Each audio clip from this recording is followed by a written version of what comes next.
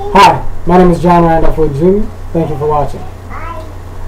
You know, I have many heroes in our black history. Many people whose lives, whose struggles have meant a lot to me. And I think that there's no shortage of men and women who we can look back on, from Harriet Tubman to Barack Obama, before and after, for examples, for guiding lights, for role models, on how it is that we can succeed both for ourselves and for one another. But if I was to pick one person above all, out of the great tapestry of black heroes in America, I tend to go immediately to Martin Luther King Jr. Not just because it's cliche, but because his life and his teachings warrant, in my opinion, that sort of respect. But you know, I don't think that we really pay him proper respect now. We pay him flattery. Today, and maybe you disagree, but today it seems to me that we relate to the legacy of Martin Luther King Jr. Sort of the way a lot of people treat Jesus. We talk about how great he was. We make holidays and monuments in his honor. Or we say all these things about how wonderful he was, but at the end of the day, living by what he taught, or even remembering it, seems to be quite a different thing. We patronize the legacy of Martin Luther King Jr., but we do not live out the philosophy of nonviolence. America should and needs to, but black America should, more than anyone. Now, there is, on account of some people, for some people, particularly some young people I talk to, a bit more of an honest, perhaps not rejection, but an honest distancing of themselves from the legacy of King. I talk to young black people sometimes who will say to me, "Oh, I respect Martin Luther King Jr. He was a great person. But if I'd have been alive during the 60s, I'd have been down with Malcolm X by any means necessary philosophy that they see Malcolm as having championed." And I can understand the temptation, of course. But we should remember, and Malcolm X was a great man, a person who I love and respect dearly.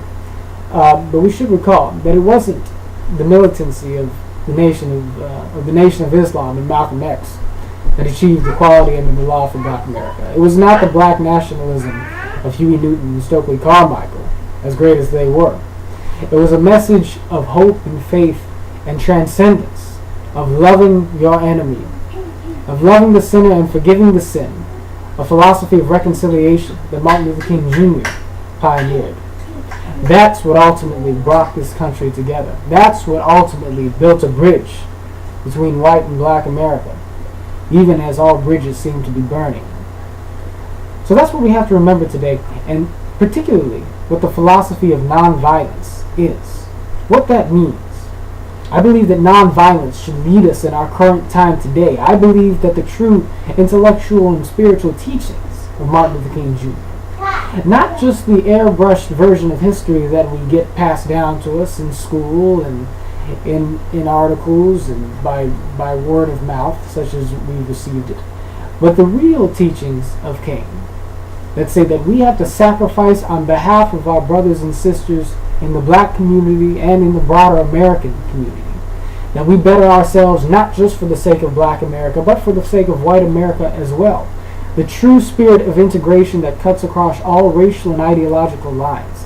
That is the King dream. Now, of course, we as black Americans know that we have particular problems that need solving. And it is difficult not to look at the institutional injustices that have plagued us from slavery until now and not feel bitter about them. But King said that bitterness would solve nothing, and I tend to agree.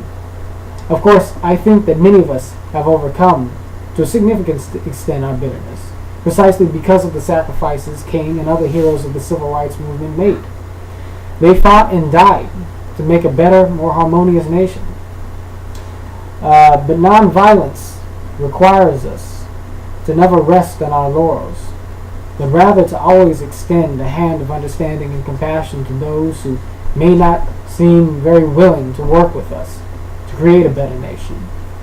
And of course, I'm putting this in the context of working with people outside of the black community, But it's even more important to apply the principles of nonviolence within the black community. Martin Luther King Jr. said that to enact nonviolence, well, the practice of nonviolence, is more than just avoiding external physical violence.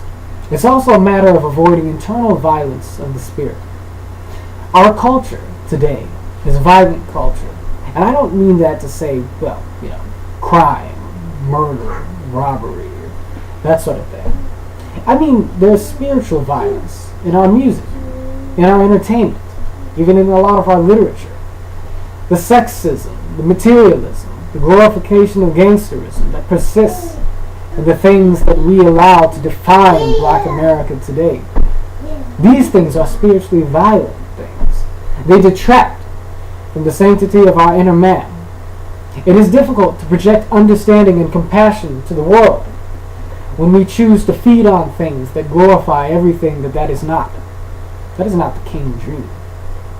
So a revolution of love and nonviolence has to emerge from within the black community and filter out.